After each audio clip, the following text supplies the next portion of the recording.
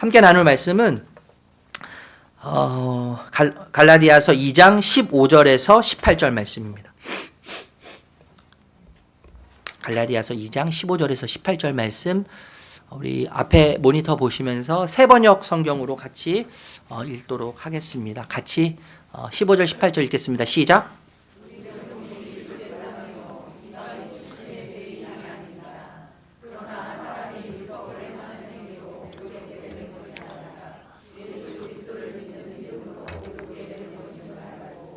우리도 그리스도 예수를 믿는 것입니다.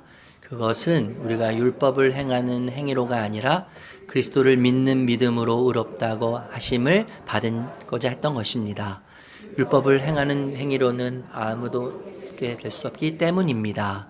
우리가 그리스도 안에서 의롭다고 하심을 받으려고 하다가 우리가 죄인으로 드러난다면 그리스도로 하여금 죄를 짓게 하는 분이라는 말입니까? 그럴 수 없습니다. 내가 헐어버린 것을 다시 세우면 나는 스스로를 범법자로 만드는 것입니다. 아멘. 지난주에 여러분 굉장히 깜짝 놀란 소식을 들으셨을 거예요. 아마 주무시지도 못한 분도 계셨을 거라고 생각하는데, 저는 초저녁 잠이 많아서 잠들었다가 계엄에 대한 이야기가 나와서 듣고 그냥 바로 잠이 들었어요. 그런데 얘기를 들어보니까 밤잠을 설치신 분들이 굉장히 많더라고요. 여러분 45년 만에 지난 12월 3일 비상계엄이 선포되었어요. 그 짧은 비상계엄 선포로 인해서 나라가 큰 혼란에 빠지지 않았습니까? 물론 6시간 만에 해제되긴 했지만 국정이 마비됐습니다. 국정이 마비가 되고 혼란이 지금 가중되어 있어요. 저는 이 현실을 보면서 신자의 삶이 마비되는 순간, 신자의 삶이 굳어버리고 마비되고 혼돈과 같은 현실을 겪게 될 수밖에 없는 상황을 생각하게 됐습니다. 여러분, 신자의 삶이 언제 마비되죠? 신자의 삶이 언제 혼돈을 느낍니까? 신자의 삶이 혼돈을 느끼고 마비와 같이 무능력함을 느낄 때는 언제냐 하면 복음이 부재할 때예요. 복음이 부재할 때요. 복음이 결핍될 때 신자에는 어떻게 돼요? 혼란스러워질 수밖에 없는 거예요. 혼란스러워지게 되고 마비와 같은 절박감 또 황당함을 느끼게 되어 있습니다.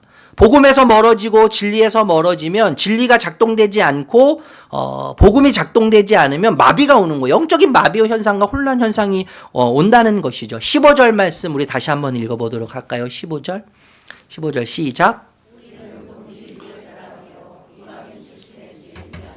여기서 우리라고 이제 바울이 이야기하는데 여기서 말하는 우리는 바울과 그리고 베드로와 바나바를 포함한 유대인 신자들이에요.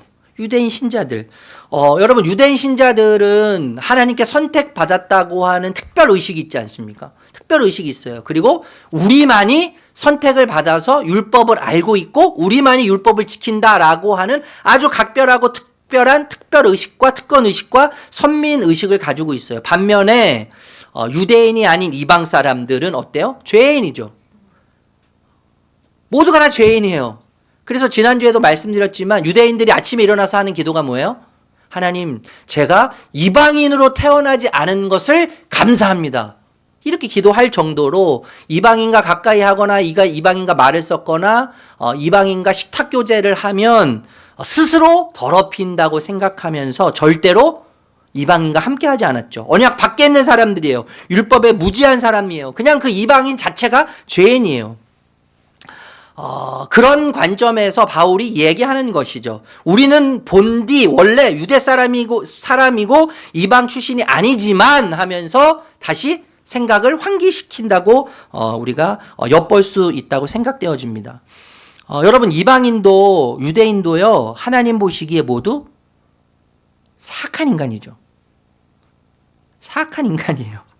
불의한 자들이에요. 도낀 개낀. 그죠? 거기서 거기거든요, 사실. 로마서에서 말하는 것처럼 의인은 없는데 하나도 없어요.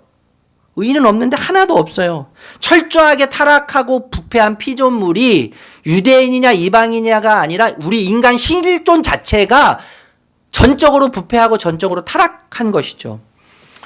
일반인 1000명에게 이런 설문을 했어요. 죽어서 천국 갈 셀럽. 당신이 생각할 때 셀럽이라는 요 용어가 유명인을 말해요. 유명인. 1000명 중에 뭐 여기서 뭐 예수 믿는 사람도 있고 안 믿는 사람도 있고 또 뭐 무종교도 있는데 이 1000명을 대상으로 물어봤어요. 당신이 생각할 때 죽어서 천국 갈 셀럽 유명한 사람은 누구입니까? 라고 1000명을 대상으로 물어봤더니 60%가 대답을 했는데 다이애나 왕세자비는 천국 갈 겁니다. 이렇게 대답했다는 거예요. 또 65% 나온 사람이 있습니다. 누구냐 하면 마이클 조던 농구 선수. 이 사람은 천국 갈 겁니다. 이렇게 대답을 했어요. 압도적으로 높은 그 수치 79% 나온 사람이 있는데 이 사람이 마더 테레사예요. 마더 테레사. 그런데 마더 테레사보다 더 높은 수치가 나온 사람이 있어요. 이 사람은 천국 갑니다. 87%가 대답을 했습니다. 그 사람이 누굴까요? 그 인물이 누굴까요? 바로 나라는 거예요. 1000명 중에 87%, 870명이 다른 사람은 몰라도 저는 천국 갈 겁니다. 저는 구원받을 수 있습니다. 라고 대답했다는 것이죠. 여러분, 사람들은요, 구원 문제에 있어서 아주 철저하게 자기중심적이에요. 네, 자기를 굉장히 괜찮은 사람으로 생각하고 평가합니다. 우리가 아까 나눈 것처럼 마더 테레사보다 자기 자신을 더 괜찮은 사람으로 생각해요. 무려 87%가요. 네. 괜찮은 사람으로 평가해요. 교만을 우리가 자주 이야기하는데 교만이 무엇일까요? 여러분 교만이 무엇입니까? 교만. 교만이라는 것을 여러 가지로 해석할 수 있겠지만 내 생각이 가득한 거예요. 내 생각이. 이기적인 자기중심성으로 비롯된 내 생각이 가득해서 남의 생각이 들어올 틈이 없는 게 교만이죠. 여러분 사람을 상대하다 보면 정말 친절한 사람이 있습니다. 친절하고 따뜻하고 배려심이 깊은 것처럼 느껴지고 그리고 윤리적이고 도덕적인 것처럼 굉장히 느껴지는 사람이 있어요. 그런데 대화를 하다 보면 이렇게 말하는 사람들이 있어요. 그건 아니고 그건 그렇지 않아. 그러니까 틈이 없는 거예요. 다른 사람의 말이나 다른 사람의 의견이 나에게 들어올 틈이 없어요. 왜요? 자기중심성이 너무 강하기 때문에요. 내 생각이 너무나 강하기 때문에 들어올 틈이 없는 거예요. 여러분 이 교만이 심각하게 되면 어떻게 됩니까? 하나님의 말씀이 들어올 틈이 없어져요.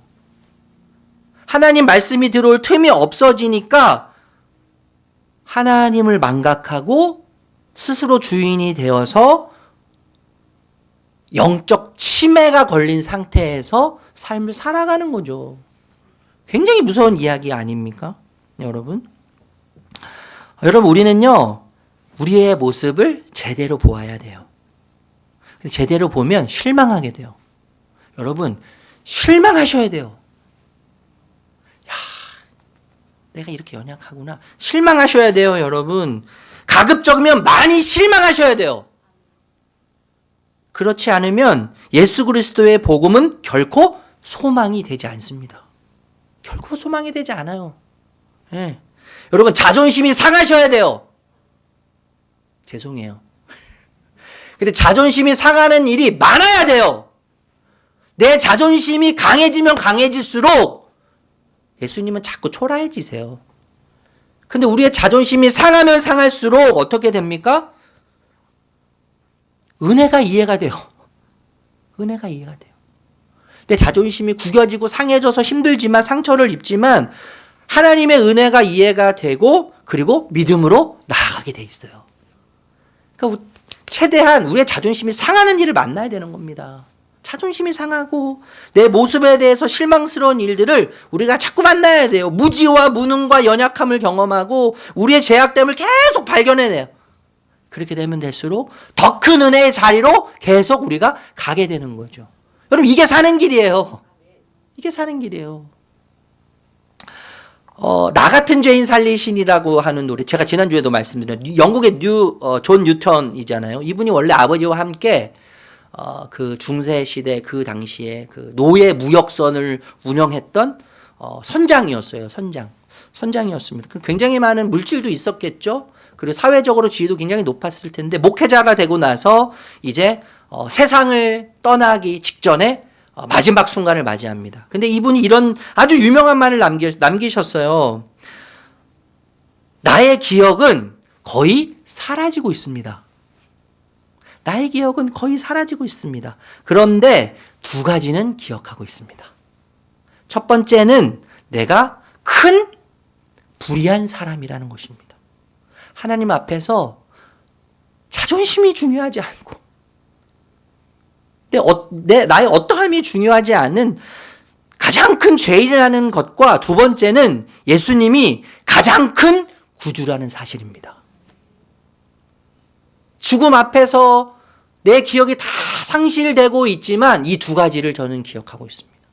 내가 큰 죄인이라는 것과 주님만이 나의 큰 구세주라는 것. 너무 여러분 멋있는 말 아닙니까? 우리 이어서 16절 말씀 읽어볼게요. 16절 말씀. 16절 시작.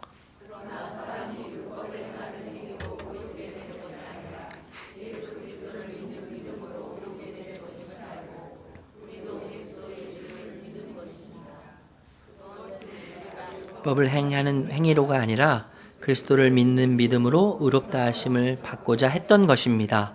율법을 행하는 행위로는 아무도 의롭게 될 수 없기 때문입니다. 여러분 16절 말씀 우리가 읽었는데, 갈라디아에서 가장 핵심적인 구절을 뽑으라 하면 16절 말씀이에요. 복음의 핵심을 가장 잘 담고 있는 본문입니다. 구절입니다. 율법을 행함으로써 의롭게 되는 것이 아니라 믿음으로 의롭게 되는 거예요. 잘 알고 있는 이야기 아니에요, 여러분? 제가 목청을 높여서 굳이 얘기하지 않아도 행함으로 의롭게 되는 것이 아니라 믿음으로 의롭게 된다고 하는 이 복음. 여러분 율법을 행함으로 의롭다함을 받는다는 것은요, 나의 공로죠. 내 노력, 내 자격으로 주어진다는 거예요. 의가요. 그러니까 투자한 만큼 얻는 것이죠. 기부해야 돼요. 기부. 내 노력과 내 공로와 또 내 애씀을 자꾸 신 앞에 바쳐야 되는 거예요. 드려야 되는 거예요. 그러면 나의 노력과 공로를 보고 신이 뭐라고 이야기해요? 인정해 주는 거죠. 이게 종교입니다, 여러분. 이게 종교예요. 그러니까 종교에서는 무엇을 이야기하냐면 기브 앤 테이크예요. 너의 재산을 바치고 건강을 바치고 몸을 바치고 자녀를 바치고 너의 모든 것을 바치면 내가 인정해 줄게. 모든 종교가 이것을 이야기해요. 먼저 기부해라, 헌신해라. 그러면 너의 소원을 이뤄줄게. 차지하게 해줄게. 이거 종교예요. 여러분 마틴 루터가 인간의 마음에 위치한 유전적 성향에 대해서 이야기한 적이 있어요. 유전적 성향. 이 유전적 성향 제가 한번 작년인가 말씀드린 것 같은데, 이 유전적 성향이 뭐냐 하면 우리 마음에는 행위를 해야만 무언가 신으로부터 받을 수 있다고 하는 종교성이 있다는 거죠. 종교성. 그래서 무언가 노력하지 않고 받는 것은 깨름직하고 불편해요. 무언가 선물을 그냥 받을 때 우리가 어떤 마음이 들어요? 뭔 꼼수야? 뭘 원하는 거야? 우리 불편한 거예요. 우리 안에 종교성이 있어서 그러는 거예요. 우리 안에 종교성이 있기 때문에 무언가 자꾸 노력을 해야 된다는 것이죠. 예, 행위로 얻는 의, 행위를 통해서 신으로부터 인정받고 사랑받는다고 하는 그 의에 우리의 마음이 치우쳐져 있다는 거예요. 우리가 무엇을 하는지에 따라 우리에 대한 하나님의 감정, 인정이 결정되고 우리의 존재론적 의미와 가치가 우리가 어떤 행위를 하느냐에 따라서 결정된다는 거예요. 그게 유전적 성향이죠. 유전적 성향. 우리 모두에게 다 유전적 성향이 있어요. 그래서 뭔가를 하면 하나님 앞에서 어때요? 떳떳해요. 헌금을 좀 많이 드린 것 같으면 떳떳해요. 그 유전적 성향 때문에 주일날 한번 이렇게 예배 안 드리면 어때요? 저를 못 쳐다보세요. 유전적 성향이에요, 여러분. 유전적 성향. 사탄은 우리가 우리의 죄를 깨닫는 것을 굉장히 좋아합니다. 사탄은 우리가 우리의 죄를 깨닫는 것을 굉장히 좋아해요. 그런데 문제는 뭐냐 하면, 잘 들어보세요. 지은 죄, 우리가 지은 죄를 만회하기 위해서 십자가 앞으로 그 문제를 가지고 가게 하거나 아버지의 크신 용서 앞으로 그 문제를 가져가게 하는 것이 아니라 자기가 지은 죄의 용서와 또 인정의 기초를 우리 자신의 행위에 두게 하는 것에 문제가 있는 거예요. 스스로 해결하도록 하는 거예요. 이해되세요, 여러분? 자신의 지은 죄를 깨닫게 하는데, 사탄은 깨닫게 하는데 그 문제 해결을 하나님께로 가져가도록 하지 않고 스스로 해결하도록 만든다는 것이죠. 이게 사단의 전략이에요. 여러분, 초대 기독교 역사를 보면요, 아주 극단적인 고행을 한 사람들이, 수도사들이 굉장히 많습니다. 금욕주의, 모든 그 정욕과 이 욕망들을 다 더럽고 추하기 때문에 다 절제해야 된다는 거예요. 다 절제해야 되는데, 그러면서 금욕주의적인 삶을 살아야 신이 기뻐하고 하나님이 기뻐한다. 하나님이 인정한다. 그러면서 기독교의 우월성을 드러내고 싶어 했어요. 여러분, 채소만 먹으면서 7년을 산 사람이 있었습니다. 그 당시에. 채소만 먹으면서. 고기를 좋아하시는 분들이 표정이 굳어지세요. 7년 동안 채소를 먹으면서 살아요. 딱딱한 빵, 소화되지 않는 빵으로 3년을 먹으면서 살아요. 잠을 자지 않고 20일을 버텨요. 그러면 하나님이 기뻐하신다고 생각해요. 그러면 하나님께 인정받는다고 수도사들이 생각하는 거예요. 습지에서 모기 때와 함께 7개월을 버팁니다. 하나님께 인정받기 위해서. 하나님께 사랑받기 위해서. 하나님, 제 이 노력과 애씀을 인정해 주십시오. 저를 사랑해 주시고 저를 인정해 주시고 저를 용서해 주십시오. 어떤 사람들은요, 독방에서 말없이 금식하면서 40일 동안 생활해요. 어떤 사람들은 돌을 짊어 메고 일상생활을 하는 사람들이 있어요. 온몸을 쇠사슬로 철철철 감고. 어떤 사람은 한 사람 앉을까 말까 아주 좁은 18m 높은 바위에 올라서 거기서 생활하는 거예요. 네. 어떤 사람은요, 몸을 땅에 묻어요. 목만 내놓고 고행을 하는 것이죠. 고행. 금욕주의적인 삶, 극단적 고행과 금욕주의가 하나님 앞에서 자신의 존재를 인정하게 하고 자신의 존재를 용서해주는 그 은혜를 가져다 줄 거라고 생각하면서 금욕주의와 극단적인 고행을 하는 사람들이 초대교회에 수두룩했다는 거예요. 근데 여러분, 오늘날에 모습은 달라졌지만 똑같은 일들이 우리 안에 벌어지고 있는 거예요.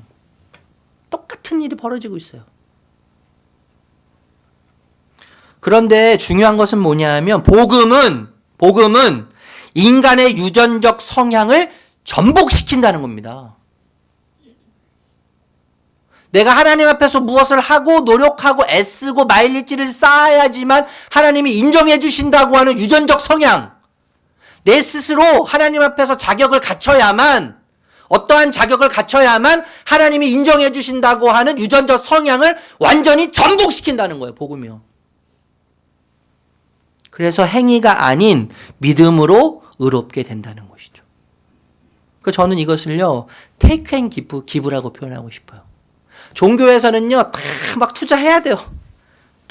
노력해야 돼. 애써야 돼요. 그러면 신이 차지하게 하는 거예요. 그런데 예수님은 어떻게 하세요? 의를 선물로 먼저 테이크하게 하시죠. 차지하게 하세요. 그리고 그 의로 삶을 살게 하시는 거예요. 이게 순서가 완전 다른 거죠. 이게 복음이에요, 여러분. 여러분, 예수님은요, 나와 자리를 맞바꾸셨습니다. 내가 살아야 할 완벽한 삶을 예수님이 살아내셨어요. 내가 선고받아 죽어야 되는데 예수님이 대신 죽으셨어요. 나의 범죄 기록을 다 가져가셨어요. 그리고 그 깨끗하고 거룩한 예수님의 기록을 나에게 주셨어요. 완전 부당한 거래죠. 제가 예스24에서 거래 관련된, 투자에 관련된 책을 찾아보니까요, 얼마나 많은지 몰라요. 똑똑하게 투자하는 방법, 많은 이익을 남기는 투자 방법, 여러 가지 투자 방법이 있는데, 여러분, 오늘날 이야기하는 투자 방법에 의하면 예수님은 거래 기술이 0이에요. 0. 예수님은 당신을 모든 걸 다 주셨어. 다 다 잃으신 분이에요. 다 잃으신 분이에요. 예수님처럼 거래를 못하는 분은 이 세상에 없어요. 거래의 기술이 0이에요. 완전 거래에 있어서는 실패자예요. 그렇지만 복음의 시선으로 보면 어때요?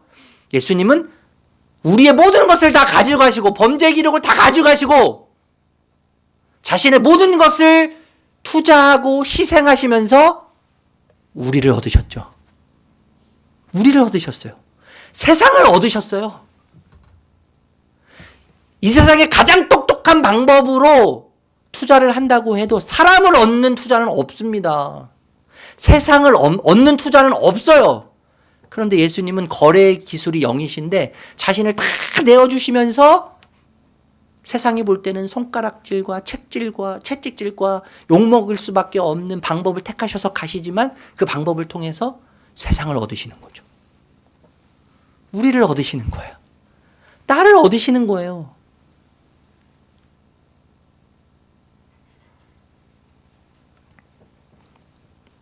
여러분, 나의 업적, 나의 행위, 나의 공로 중요하지 않습니다. 왜냐하면 그것으로 의롭게 될 수 없기 때문이에요. 그것 때문에 우리의 신분이 바뀌거나 우리의 정체성이 바뀌지 않아요. 하나님께 소속될 수 없어요. 중요한 것은 내가 무엇을 했느냐가 아니라 예수님이 나를 위해서 무엇을 하셨느냐죠. 나를 위해서 예수님이 무엇을 하셨느냐. 그리고 그 예수님이 나를 위해서 무엇을 하고 계시느냐가 훨씬 중요한 거예요. 그래서 여러분, 복음은 내가 아닌 예수님께 집중하게 해요. 예수님께 끊임없이 집중하도록 만듭니다. 우리로 하여금. 예수님이 십자가에서 무엇을 하셨는지, 이 땅에서 어떤 일들을 행하셨는지, 우리를 위해서 어떤 일을 행하셨는지 그것이 더 중요하도록 여기면서 우리의 시선을 자꾸 복음으로 예수님을 향해서 집중하게 하는 거예요. 여러분, 종교개혁의 모토 있지 않습니까? 5가지. 뭐죠? 오직 성경, 오직 은혜, 오직 믿음, 오직 그리스도, 오직 하나님께 영광. 오직 은혜는 뭐예요? 뭘 의미하는 거예요? 구원은 은혜다 이거죠. 공짜다, 선물이다. 그 얘기예요. 하나님께서 값없이 주어지는 선물이다. 오직 믿음, 인간의 행위나 선행이 아닌 오직 예수 그리스도를 믿음으로 의롭게 된다. 이것을 이야기하는 것이죠. 그런데 여러분, 우리가 잘 알고 있는 믿음으로 의롭게 되는 것, 행위가 아닌 믿음으로 의롭게 된다고 하는 이 개념 속에는요, 2가지 아주 중요한 개념이 있어요. 아주 중요한 개념이 있는데 믿음과 의롭다함이요. 의롭다함이 굉장히 추상적이에요, 사실. 믿음도 추상적이지만 의롭다함이 더 추상적이죠. 여러분, 믿음, 아까도 설명드렸지만 율법의 행위, 공로, 노력이 아닌 믿음으로써 의롭게 된다는 것인데 이런 질문이 생겨요. 믿는 것은 누가 믿어요? 내가 믿는 거죠. 내가 믿었기 때문에 내 공로 아니에요, 여러분? 내 공로 아니에요? 믿음도 내가 선택한 건데 내 공로 아닙니까?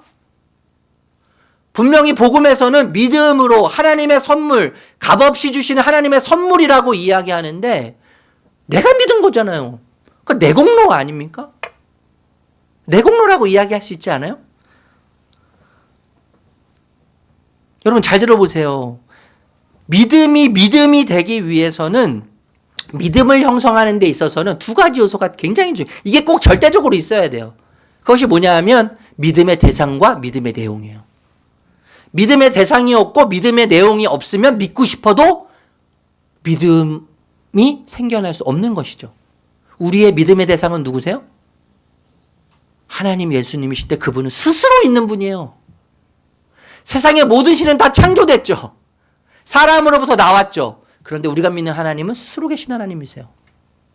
그분이 하신 약속, 예수를 믿으면 하나님께 소속되고 하늘에 소속되고 신분이 바뀌고 정체성이 바뀔 거라고 하는 새로운 새 창조의 질서 속에서 새로운 삶을 시작하게 될 거라고 하는 하나님의 약속이 우리에게 주어졌기 때문에 믿을 수 있는 거예요.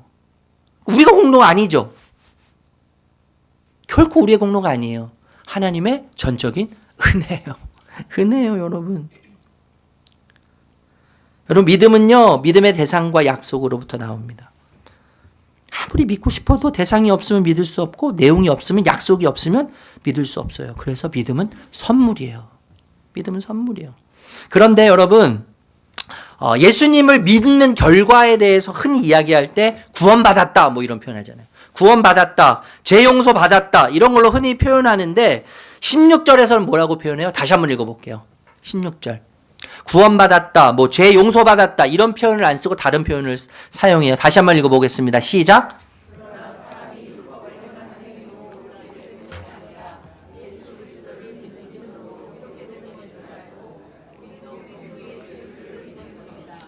16절에서는 구원받았다, 용서받았다를 뭐라고 표현해요? 의롭다 하심을 받았다 이렇게 표현하잖아요. 의롭다 하심을 받았다 이렇게 표현해요. 여러분 구원받았다, 용서받았다, 하나님께 소속이 되고 하나님 편에 서는 것이 너무나 풍성한 일 아닙니까? 그래서 몇 단어로 설명하기에는 사실 부족해요. 턱없이 부족해요. 구원받았다, 용서받았다 이 표현은요 굉장히 소극적인 개념이죠. 소극적이고 미시적인 개념이에요. 그런데 믿음으로 의롭다함을 받았다는 이 표현은 저는 개인적으로 더 적극적인 표현이라고 생각이 들어요. 더 적극적이고 거시적인 개념이죠. 예수님을 통해서 하나님 앞에 설 때 소극적으로는요 죄가 없어진 상태예요. 죄가 없어진 상태예요. 흠없는 자예요. 구원받은 자로 서지만 더 적극적으로는 어때요? 그 상태를 넘어서는 거죠. 죄 없는 상태를 넘어서서 하나님처럼 의로운 존재로 서는 거예요. 하나님처럼 의로운 존재로 서는 거라고요. 예. 그래서 하나님과 사귀기 위해 하나님 앞에 서는 것. 저는 그래서 개인적으로 의롭게 됐다는 것을 하나님과 사귀기 위해 받아들여졌다. 이렇게 표현하고 싶어요. 하나님과 사귀기 위해 받아들여졌어요. 우리가요. TV 프로그램 중에서 이제 막을 내렸어요. 그 백종원 씨의 골목식당 아십니까? 골목식당? 그 골목식당이라고 하는 프로그램이 있어요. 잘 아실 텐데 식당의 그 문제들, 이제 식당을 골라서 그 식당의 그 문제를 해결해 주는 거예요. 그래서 그 식당이 잘 운영되도록 하는 프로그램인데 이 프로그램에 등장하는 한 식당이 있습니다. 사장님이요 굉장히 독특해요. 사장님이 굉장히 독특한데 뭔가 식당하고는 잘 안 어울려요. 사장이. 네. 잘 어울리지도 않고 그리고 뭔가 좀 어리숙해요. 어리숙하고 매장은 상당히 더럽고 지저분하고 아침에 오면 음식을 어떤 몇 인분을 할지 계획을 세워야 되는데 뭐 그렇게 계획적이지도 않고 손님이 오면 손님을 대응하는 것도 그리고 엉망이었어요. 엉망이 없어요. 네, 눈에는 힘도 없고 덜렁덜렁 대고 이거 어떻게 해야 되는지 백종원 씨가요 그 식당 사장을 보면서 굉장히 난처하고 난감해했습니다. 하루는 백종원 씨가요 그 식당 주인을 향해서 화를 막 내기 시작해요. 화를. 이건 이렇게 하고 저건 저렇게 하고 이건 이렇게 하면 안 됩니다. 답답한 나머지 막 소리를 지르면서 혼을 내는데 그런데 참 이 사장이요 그렇게 어리숙하고 잘 어울리지 않고 뭔가를 어떻게 해야 되는지 잘 모르지만 그 백종원 씨가 그 화를 내면서 큰 소리로 막 이렇게 해라 저렇게 해라 하는데 반박하지 않아요. 토를 단지도 않습니다. 반성하면서 하나부터 열까지 가르쳐 주는 대로 다 따라하는 거예요. 그렇게 해서 이제 준비를 했어요. 다음 날 이제 장사하는 날이 됐습니다. 준비하는 과정을 다 거치고 장사하는 날이 됐어요. 얼마나 긴장이 됐겠어요, 여러분. 얼마나 그죠? 열심히 욕 먹으면서 막 자존심 상해가면서 준비해서 딱 이제 오픈하는 날이 돼서 정신없이 하루를 마무리하고 딱 정리를 했습니다. 정리를 하고 이 사장님과 백종원 씨가 앉아 있는데 이 사장님이 전화를 거는 거예요. 전화를 거는데 누구에게 걸었겠어요? 어머니한테 전화를 거는 거예요. 어머니한테 전화를 걸어서 어머니한테 얘기하는 거예요. 엄마, 오늘 끝났어. 이렇게 얘기했더니 엄마가 막 울기 시작해요. 이 어머니가 막 울기 시작해요. 그랬더니 아들이 울먹이면서 이렇게 얘기합니다. 엄마, 왜 또 울어? 엄마, 왜 또 울어? 이제 그만 울어요, 엄마. 이제 울지 않아도 괜찮아요. 알고 봤더니 이 방송이 나갈 때 이 식당하고 사장님에 대해서요, 주위에서 그렇게 많이 비난을 했다는 거예요. 저런 더러운 식당에서 누가 밥을 먹냐. 저렇게 자세도 돼 있지 않는 저 사장, 저 운영이 식당이 제대로 되겠냐. 그런 비난의 소리를 무수하게 들었다는 거예요. 근데 어머니는 달랐어요. 아들을 향해서 사람들이 끊임없이 쏟아내는 비난. 엄마는 계속 가슴이 아팠겠죠. 그리고 엄마는 아마 아들 모르게 계속 울었을지 모릅니다. 그 어머니의 울음 속에는, 그 눈물 속에는 방송과 상관없이, 방송에 나와서 비난받는 그 비난과 상관없이 과거부터, 옛날부터 이미 아들을 보면서 아들을 향한 사랑과 애정이 심겨져 있는 마음으로 아들의 인생을 두고두고 계속 울어왔는지 모르겠어요. 다른 사람들은 사장님을 비난했지만 사장님에게는 끝까지 자신의 손을 잡고 울어주는 어머니가 있었죠. 저는 그 어머니의 울음 속에서 이것을 발견했어요. 세상 모두가 비난해도 그 자리에 내가 너와 함께 할게. 누가 뭐라고 해도 너는 내 아들이다. 너는 내 아들이야. 그렇기 때문에 수많은 사람이 비난해도 나는 너를 결코 버리지 않을 거야. 라고 하는 그 의미가 어머니의 눈물 속에 담겨져 있다고 저는 느꼈어요. 여러분, 인간은요, 이 세속적 세상에서 살 때 어떻게 가치와 인정을 받냐 하면 내가 한 것에 의해서 가치와 인정을 받아요. 내가 어떤 업적을 이뤘고, 내가 무엇을 얼마나 가지고 있고, 내가 사람들의 평판이 어떤지에 따라서 존재로서 가치와 평판을 받게 되어 있습니다. 그래서 여러분, 사람들을 좋아할 때요, 야, 너는 예뻐서 좋아. 이런 얘기 하죠. 너는 일을 잘해서 좋아. 너는 일할 때 깔끔해. 그래서 난 너가 참 좋아. 너 능력이 있어. 그래서 난 네가 참 좋아. 이런 얘기 많이 하지 않아요? 열심히 일하는 너를 보니까 참 좋아. 착해서 나는 너가 좋아. 이런 이야기 해요. 그런데 아무 이유 없이 좋은 사람이 있어요. 얼마 전에 제가 목사님인데 형이라고 부른 이분이 100명 정도 되는 교회 재산이 굉장히 있더라고요. 살짝 부러웠어요. 이분이 5월 달에 위임식을 받았는데 5개월 만에 쫓겨났어요. 그 형님하고 밥을 먹으면서 제가 그런 얘기 했어요. 형이 그 교회 담임 목사든 그 교회 담임 목사가 아니든 형이 백그라운드가 이렇든 저렇든 상관없이 나는 이상해. 형이 좋다. 저보다 한 살 많거든요. 나 형이 좋다. 그랬더니 그 형이 상민아, 나도 너가 그냥 좋아. 뭐 비싼 음식 먹지도 않았어요. 생선구이. 그 싼 생선구이 먹으면서 형이 좋아. 나도 너가 좋아. 사랑 고백하는 거죠. 사랑 고백. 남자 단둘이 식당에 앉아서 사랑 고백하는 거예요. 여러분, 조건 없이 좋은 사람이 있어요. 조건 없이요. 그러니까 이유 없이 좋은 사람이 있어요.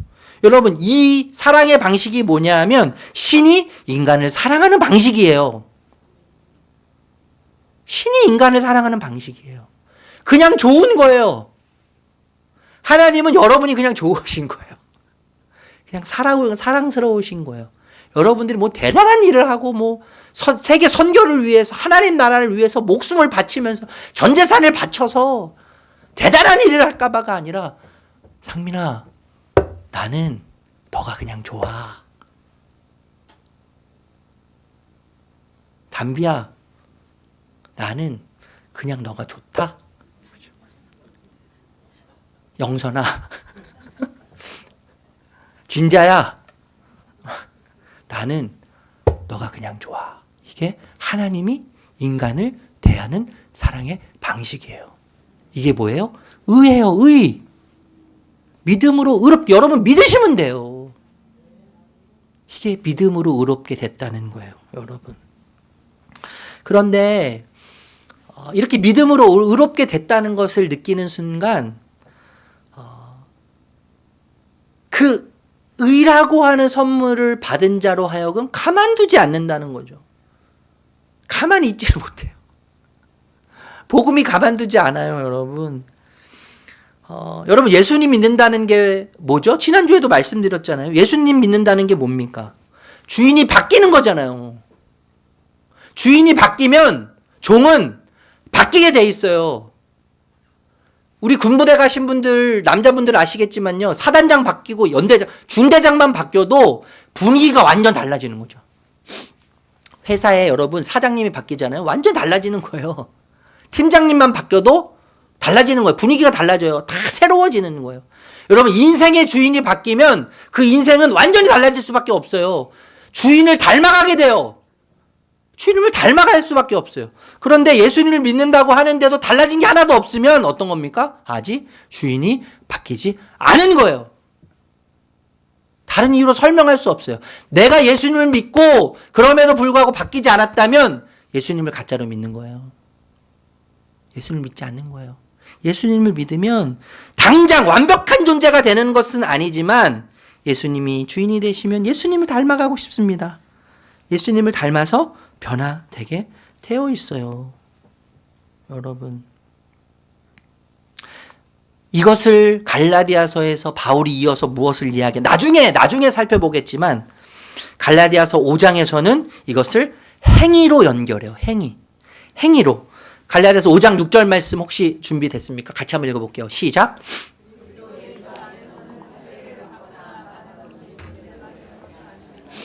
가장 중요한 것은 믿음이 사랑을 통하여 일하는 것입니다. 여러분 믿음으로 우리가 의롭게 되는데 그 믿음은 어떻게 만든다는 거예요? 사랑을 통하여 일하게 만든다는 거예요.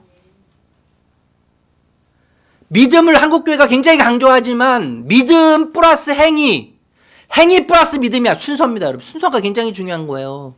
아무리 앞에 숫자가 아무리 000이 많아도 뒤에 1 있으면 그거는 보잘것없는 거예요. 그런데 1이 앞에 있고 뒤에 00 숫자가 많으면 많을수록 뭐예요? 좋은 거예요. 아무리 행위가 많다고 해도 믿음이 없으면 믿음이 뒤로 가면 그것은 율법이에요. 종교예요. 그런데 행위가 좀 삐걱거리고 행위가 부족하고 좀 남들이 인정해주지 않은 것 같고 부족한 것 같지만 그래도 믿음이 앞에 있으면 믿음으로 의롭게 되는 거죠. 그 믿음이 우리를 행하게 만드는데 어떻게 행하게 만들어요? 사랑을 통하여 행하게 만드는 거예요. 이게 놀라운 거죠. 사랑으로 역사하는 믿음. 믿음은요, 사랑이 동반돼서 사랑이 역사하는 믿음으로 나타나게 되어 있습니다. 여러분, 사랑의 두드러진 특징이 뭐예요? 저는 손해보는 거라고 생각해요. 예수님이 나를 위해서 손해보셨던 것처럼, 예수님이 인류를 위해서 손해보셨던 것처럼, 사랑의 가장 두드러진 특징은 손해보는 것으로 나타나게 되어 있습니다. 팀켈러 목사님이 여러분 이렇게 얘기했습니다. 왜 하나님은 우리를 필요로 하지 않으면서 굳이 우리를 창조하시고 나중에 비싼 대가를 치르면서까지 구원하셨을까요? 하나님은요, 여러분, 우리라고 하는 존재를 필요로 하지 않으세요. 그분은 그분 존재 자체가 영광스러운 분이세요. 그분은 그분 존재 자체로 찬양받으시기에 충분하신 분이에요. 창조 안 하셔도 되는 분이에요. 스스로 완벽하신 분이기 때문에요. 그런데 여러분, 굳이 우리를 필요로 하지 않는 우리를 창조하셔서 나중에 비싼 대가를 치르시면서까지 왜 우리를 구원하십니까? 이유는 뭐예요? 사랑하기 때문이에요. 다른 거 없습니다. 사랑하는 거. 이게 손해보는 거예요. 하나님 손해보시는 거예요. 여러분, 사랑은요, 참 신비한 겁니다. 하나님은 그만큼 우리와 함께 하길 원하세요. 그 사랑이 확신할 때 우리는 더 책임 있는 삶을 살게 하고 행동하게 되는 것입니다. 말씀을 마무리하도록 하겠습니다. 출애굽기에 보면, 여러분, 출애굽기에 보면 하나님께서 이스라엘 백성들을 부르실 때 순서를 여러분 한번 생각해 보세요. 이스라엘 백성들에게 먼저 율법을 주셨습니까? 아니면 이스라엘 백성들에게 내가 먼저 너의 하나님이 되고 너희가 나의 백성이 된다고 말씀하셨습니까? 순서가 어떻게 돼요? 하나님께서 이스라엘 백성들에게 율법을 주시면서 너희가 율법을 다 지키면, 율법대로 하나도 빠지지 않고 행하면, 그러면 너희는 내 백성이 되고 나는 너희 하나님이 될게라고 말씀하지 않으셨어요. 먼저 하나님은 뭐라고 약속하세요? 나는 너의 하나님이고 너는 내 백성이다. 19장까지 그 얘기 하시는 거예요. 그러고 나서 20장에 가서 율법을 주세요. 하나님의 백성답게, 하나님의 자녀답게 이 율법을 지키면서 살아라. 이 율법을 지켜야 자녀가 된다라고 말씀하지 않으세요? 여러분, 요한복음에 가늠한 여인에게 예수님 찾아오시는데 그 예수님께서 가늠한 여인에게 말씀하시죠.